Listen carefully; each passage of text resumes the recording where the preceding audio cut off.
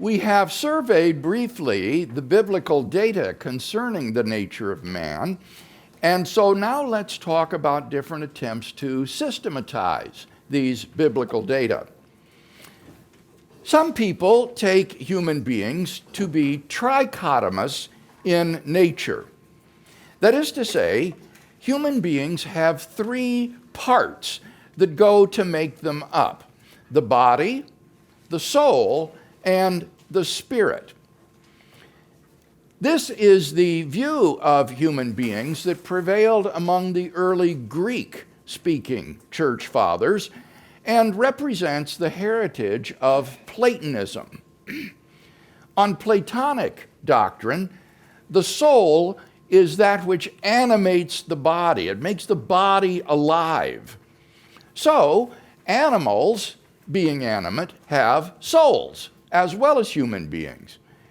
But the spirit is a higher faculty that is distinct from the soul. The spirit would be what seems to make us self-conscious, rational persons, not just alive.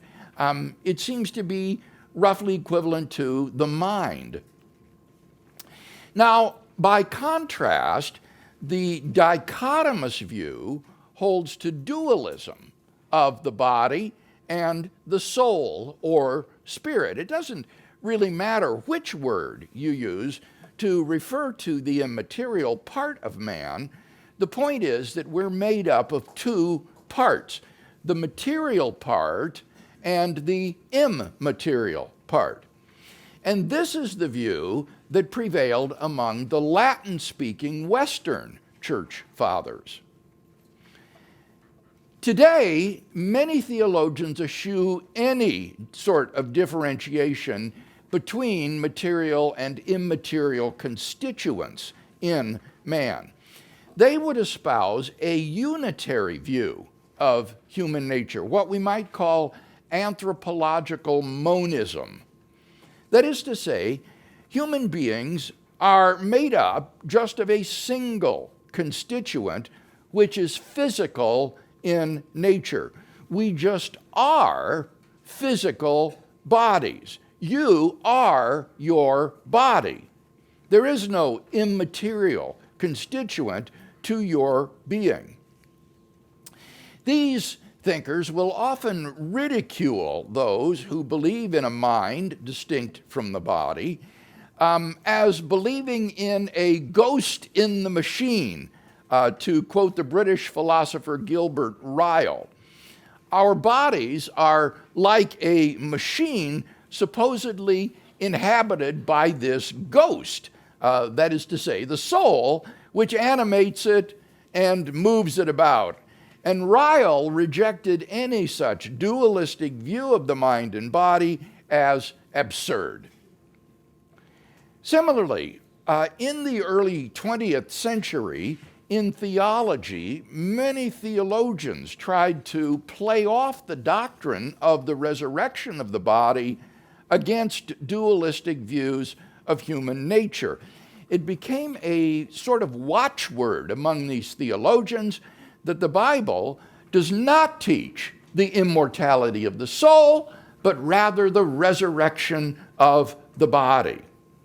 To believe in the immortality of the soul is supposedly to reject the Jewish view of immortality, which is the resurrection of the physical body, and to subscribe instead to a Greek view of immortality, according to which the body, being material, is something evil and is sloughed off in death. In death, the soul is freed from the prison house of the body that drags it down, and it will fly away to heavenly realms.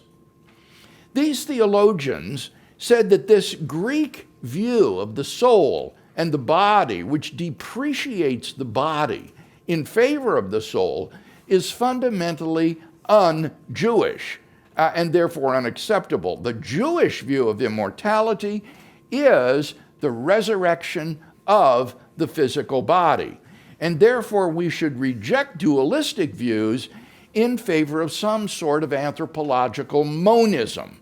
We just are our bodies, and these will be raised from the dead to new life.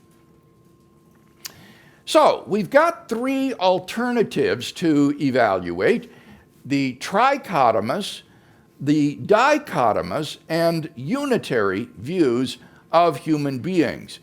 Which of these represents the most biblically faithful view? Well, I would argue that some form of dualism, interactionism, best represents the biblical view. By that I mean that a human being is made up of two components: a body and a soul or spirit, and that these interact with each other in order for that human being to function as a human person in this life.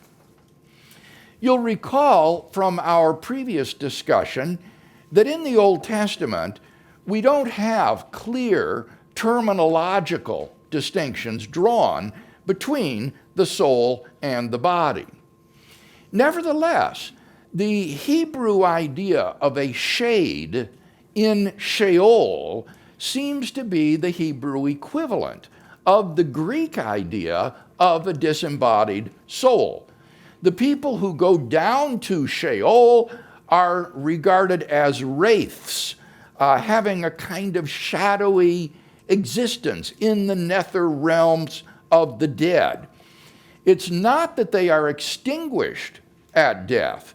Rather, they still seem to exist as what the Greeks would call a disembodied soul. Not really fully human, but nevertheless still existing.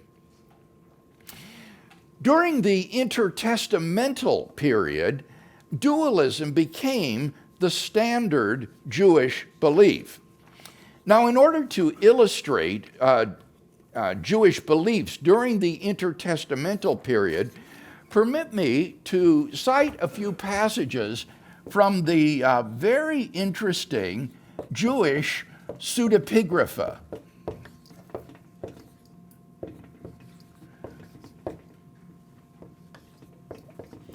Which are pseudonymous works written in Jewish culture during this intertestamental period. For example, in the book of 2nd Baruch, chapter 30, verses 1 to 5, 2nd Baruch 30, verses 1 to 5, the end of the world is described as follows. And it will happen after these things, when the time of the appearance of the Anointed One has been fulfilled, and he returns with glory, that then all who sleep in hope of him will rise. And it will happen at that time that those treasuries will be opened, in which the number of the souls of the righteous were kept. And they will go out, and the multitudes of the souls will appear together in one assemblage of one mind. And the first ones will enjoy themselves, and the last ones will not be sad. For they know that the time has come of which it is said that it is the end of times. But the souls of the wicked will the more waste away when they shall see all these things. For they know that their torment has come and that their perditions have arrived. So in 2nd Baruch, the author envisions the souls of the righteous dead as kept by God in treasuries, some sort of treasure box. And when the day of the resurrection comes, the bodies of the deceased will be raised. Then the souls of the righteous dead will be taken from these treasuries and united with their bodies, and they will then go into the immortal state. But the souls of the wicked will face torment. And so the text contemplates an intermediate state of the dead, both righteous and unrighteous alike prior to the resurrection of the body. Similarly, in the book of 4 Ezra 7, verses 26 to 44, 4th Ezra 7, verses 26 to 44, we have a vivid description of the last judgment.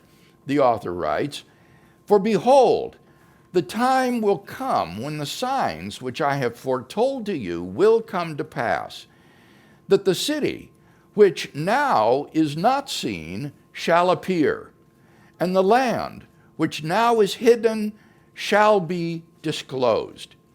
And everyone who has been delivered from the evils that I have foretold shall see my wonders. For my Son, the Messiah, shall be revealed with those who are with him, and those who remain shall rejoice 400 years. And after these years, my Son, the Messiah, shall die, and all who draw human breath. And the world shall be turned back to primeval silence for 7 days, as it was at the first beginnings, so that no one shall be left. And after 7 days, the world, which is not yet awake, shall be roused, and that which is corruptible shall perish, and the earth shall give up those who are asleep in it, and the chambers shall give up the souls which have been committed to them. And the Most High shall be revealed on the seat of judgment, and compassion shall pass away, and patience shall be withdrawn, and only judgment shall remain. Truth shall stand, and faithfulness shall grow strong, and recompense shall follow, and the reward shall be manifested. Righteous deeds shall awake, and unrighteous deeds shall not sleep. Then the pit of torment shall appear, and opposite it shall be the place of rest.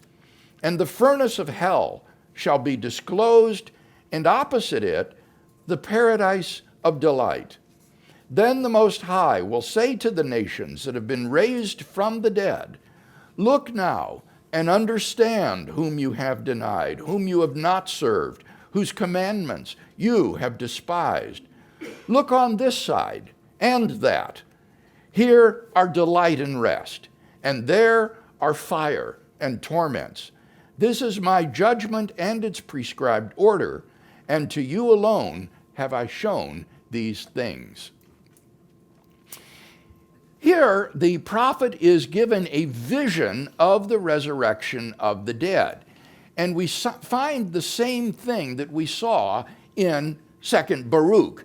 Namely, the earth gives up those who are sleeping in it. The bodies of the dead are raised.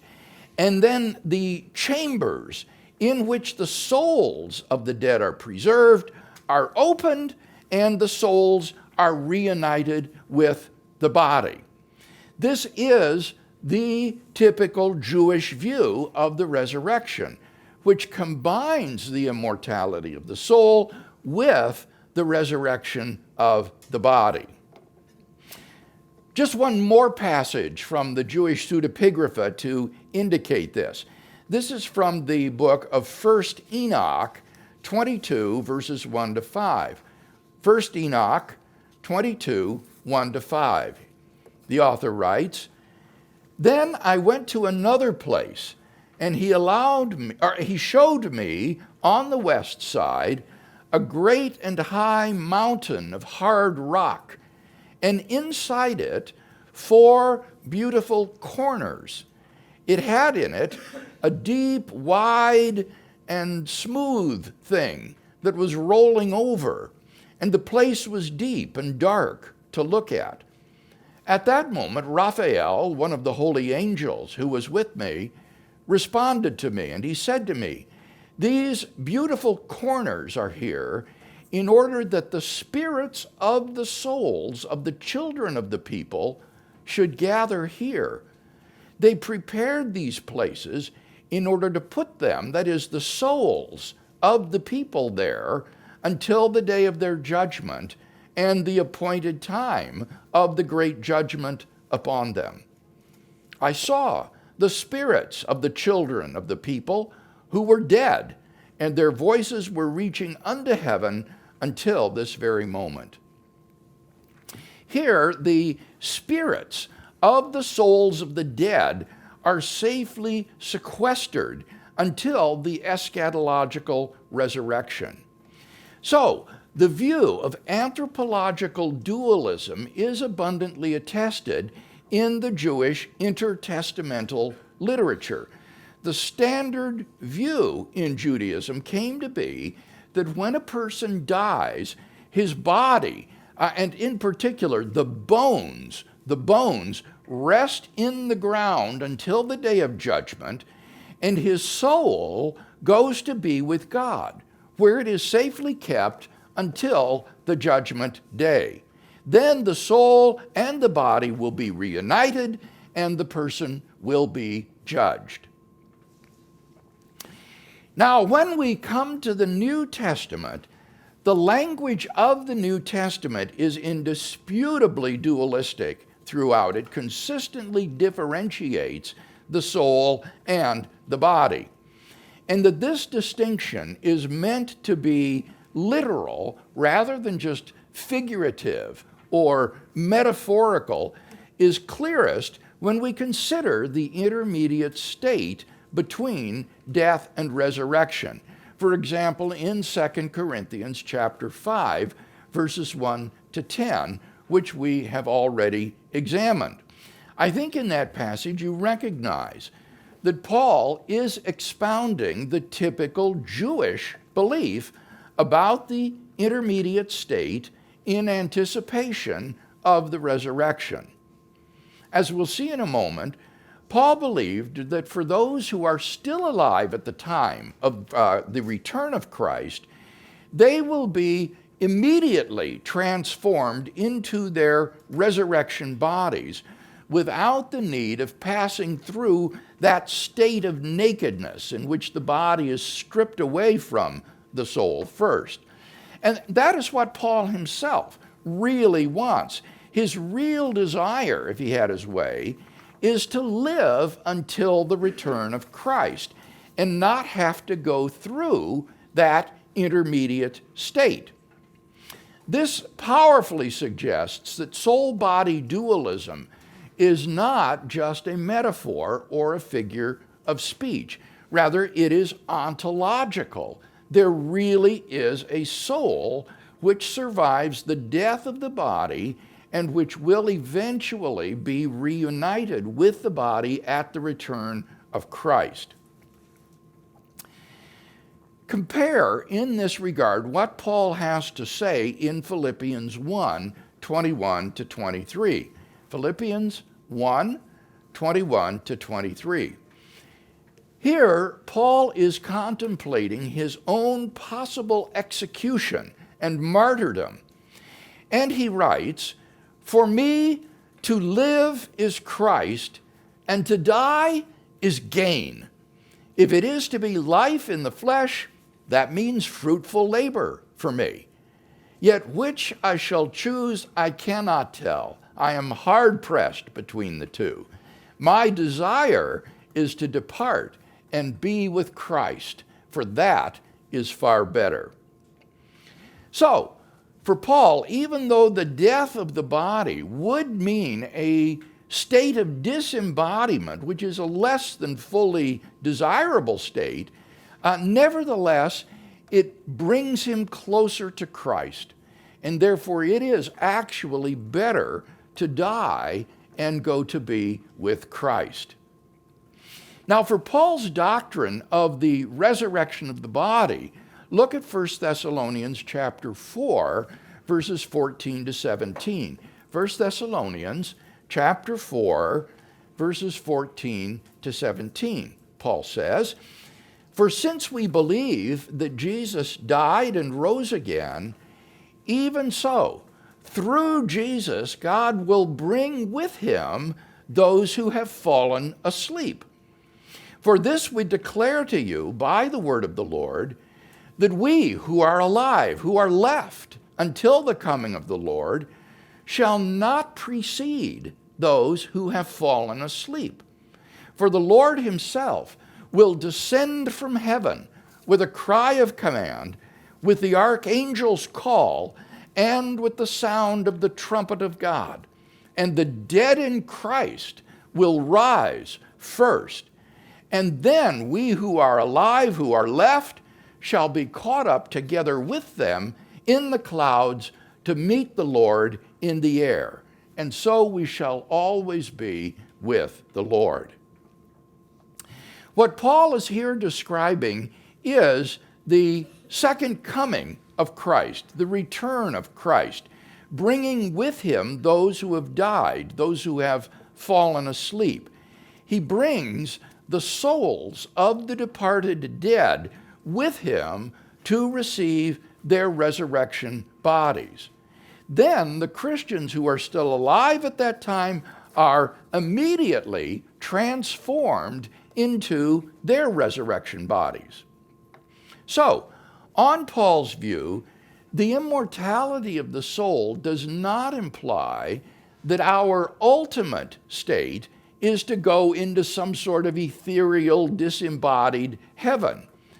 Paul's view is not the Platonic idea of the escape from the prison house of the body. But neither is it the annihilation of the soul during that intermediate state. Rather, the soul, upon death, goes into a conscious, blissful communion with Christ to await the date of Christ's return and the resurrection of the body and its reunion with the body, the reunion of the soul with its body. In summary of Paul's view then, when a Christian dies, the soul goes to be with Christ until the second coming. When Christ returns, the remains of the body, if any, will be transformed into a resurrection body, which Paul describes in 1 Corinthians 15 as incorruptible, immortal, powerful, and spirit-filled. And the soul will be simultaneously united with that resurrection body. Then, those who are still alive will be similarly transformed into their resurrection bodies. So I think you can see that Paul's view is essentially the same view as the traditional Jewish view of the judgment and resurrection, except that now Christ is the agent who will conduct the judgment on that day. It is at the return of Christ that the dead will be judged and raised. So, although Paul changes the Jewish view by adding this Christological element to it, he basically affirms the same dualistic view that was traditional in Judaism at that time. Any discussion of this defense of dualism as the best biblical view? Are there any Old Testament addresses to this? I mean, I can only think of Job when he says those worms destroy this. Well, yes, there are only 3 references in the Old Testament to the doctrine of the resurrection of the dead. One is Isaiah 26:12, I believe, where it predicts that the dead will be raised. Daniel 12 and verse 2 describes the resurrection of the good and the evil alike. And then you have this vision of Ezekiel of the valley of dry bones, where the resurrection is so vividly described in terms of the bones, which is the principal object of the resurrection in Jewish thinking, as I said. The bones are raised and then clothed with muscle and sinew and flesh, and they live again. So it's only very, very sketchily mentioned in the Old Testament, but as I indicated, during the intertestamental period, this belief in the resurrection flowered and became the standard view in what's called Second Temple Judaism, the Judaism of the New Testament era, being defended, for example, by the Pharisees, though it was denied by the sect of the Sadducees, who held to the view of the Pentateuch, where you don't have the resurrection mentioned. Yeah, it seems kind of unusual that we have a whole history of the Old Testament and questions like that weren't raised or addressed. It seems, you know what I'm saying, that Yes. after a certain period of time, suddenly there was this awareness of what happened. Well, it's I mean, not really sudden. It's or- gradual, as you can see from what I've just said. But it hadn't been addressed in. Yes, in, this in is the what Abraham is typically called progressive revelation. Okay. And the supreme example of this would be Jesus himself. Jesus himself reveals the nature of God in a way that was not disclosed to the Old Testament saints. Paul talks about the mystery hidden for ages in God, but now made known to the apostles and Christian prophets through Christ, that the Gentiles and the Jews are in fact one and will be united as the people of God. This would be another example of progressive revelation. So the doctrine of the resurrection would be similar in that it's hinted at in 3 places in the Old Testament. It's not unknown, but it's not prominent. But then it emerges during this intertestamental period and then is affirmed not only by the Pharisees, but by Jesus himself. Remember, in his disputes with the Sadducees, who tried to trick him by giving him a brain teaser about a woman who's been married 7 times and whose wife is she going to be in the resurrection. The Sadducees thought they had him on that one. But Jesus clearly affirmed the resurrection of the dead in talking with them.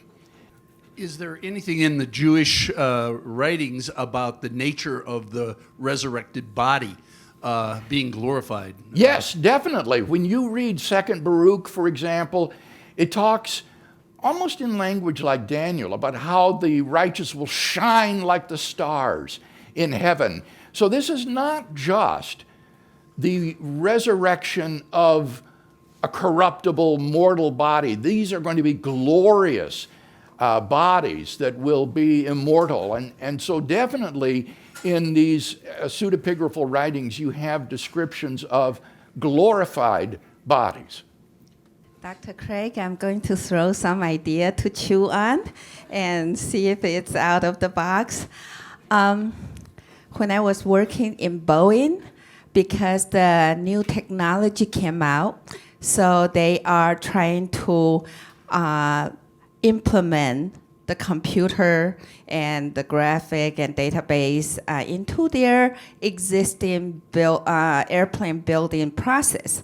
And basically, it's put away the existing system and to resurrect a new airplane building process with all the technology at hand. And that process involves you document the existing system and you logicalize it, and then you optimize the logical system, and then you implement physical technology to it. And so I was thinking about this resurrection. The problem with our body is our sin. And that is like, if we basically, our physical system, and then we spiritualize it. And that spirit, if it's aligned by the deceiver, it brings destruction. So we realign that spiritual system with Christ. Yes. And then we physicalize that aligned spiritual life. And to me, could we think of resurrection in that term? It seems to me that what you've said is unobjectionable. If that's helpful to you, Paul does describe the transformation of the physical body from being dishonorable, corruptible, mortal, and weak, to a glorious, powerful, incorruptible, and imperishable body. And you could think of it in terms of, as you say, realigning this body now so that it will be appropriate for a regenerate spirit or soul that will live forever. So if that's a helpful analogy to you, I don't see a problem with it, as long as you don't think that the soul is like a software program or something. The soul here is a self-conscious person, not some sort of an abstract computer program. But I think as an analogy, it seems like that might be helpful. Yes, Cindy. With this dichotomous view, where would be what I'm going to call the mind? That is our ability to think, Yes. as we might share with animals, and to function and think Yes. about, and not because it's not.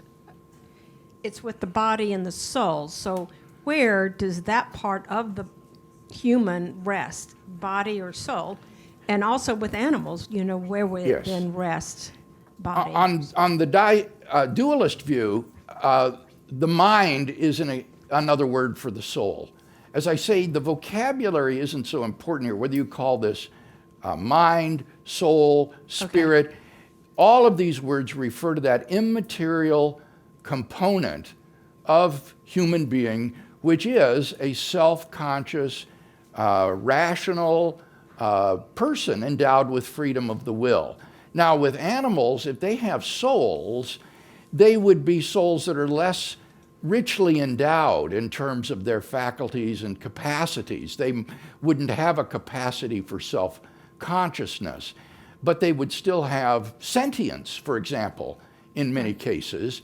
They would be aware of what's going on around them. They could experience emotions Right. and communicate. So there would be souls there on this view, but they would be more primitive souls, less endowed in their capacities. So all dogs do go to heaven, right? Well, now, let's be careful here. When I talk about the immortality of the soul, I'm not saying that the soul has the intrinsic property of immortality. I haven't taken a stand on that. Maybe the reason the soul survives the body is because God preserves it in existence beyond the body, and maybe he declines to do so with the souls of dogs and other animals. But maybe not. I think Jan would very much like there to be cats in heaven, and I hope they're going to be rhinoceroses. So, yeah, there could be, Cindy, why not?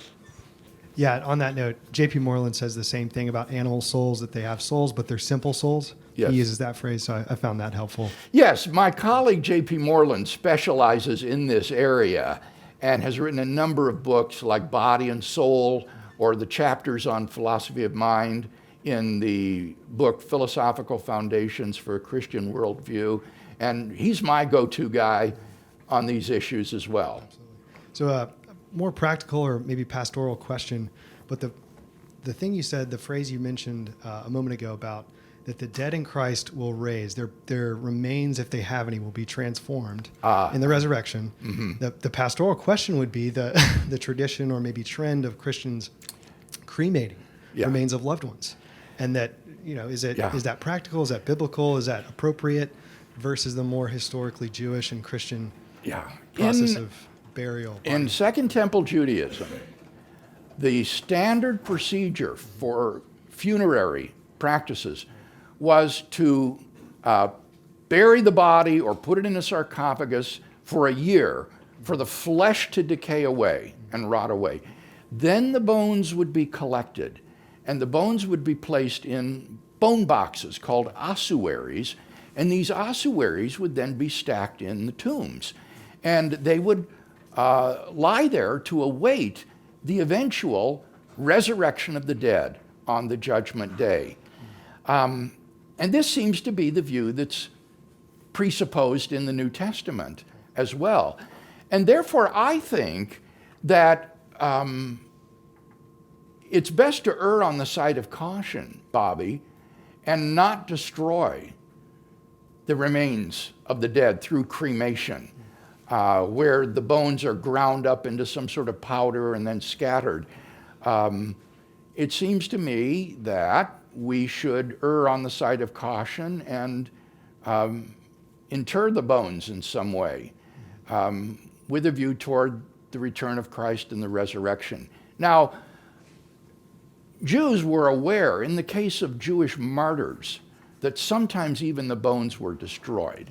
And when the rabbis discussed this question, they believed that in these exceptional cases, God is perfectly able, being omnipotent, to create ex nihilo new bodies for the Jewish martyrs. And so it's not as though they would be denied the resurrection. So in the case of Christians who have been cremated and their remains scattered, it's not as though God can't and won't raise them from the dead. But I'm just saying, why go against the pattern that God has laid down for no good reason? I think that one ought to adhere to the standard Jewish funerary pattern. Thank you. Well, I was always raised told that the bones represented the law, the truth you held in yourself. And so when you become a Christian, you let Christ judge you. The Holy Spirit convicts you of sin. He becomes the plumb line within you. Therefore, the bones represent what's going to be raised as the truth you were living. That's why, bones have a unique property. They heal completely if you live long enough and use them, even after they're broken. And so remember he says, it's not those who say, Lord, Lord, but if you are born again of a new hope, you follow Christ and you let his truth, you becoming closer and closer.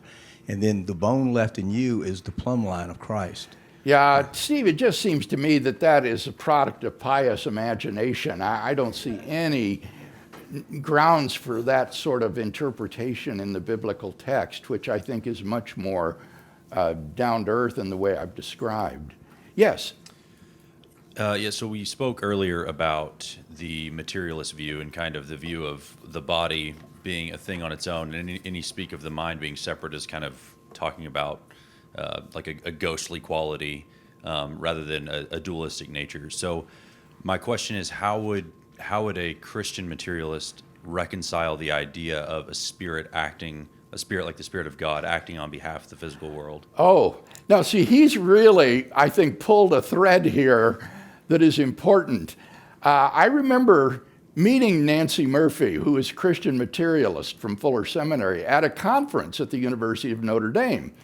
And I said, I forget how we got talking about this. And she said to me, oh, well, I'm a materialist. And I said, you're a materialist? And she said, yes, I don't think that there are any immaterial minds.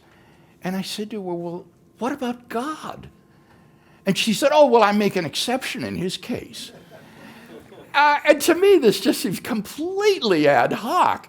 If your ontology already includes an unembodied mind who is God and has created the universe, then what grounds remain for thinking that finite minds connected with bodies and active in this universe are impossible? It seemed to me to be completely ad hoc. And the serious point here would be is that once you start going the route of anthropological monism and materialism, it does seem to me you've greased the skids toward atheism and naturalism, because that view would naturally exclude there being this unembodied mind that is physically active in the universe. Well, with that, we're out of time, so we'll close now with a benediction. And now may the God of grace and power sanctify you wholly, body, soul, and spirit, heart and mind, for his service and for his glory. Amen.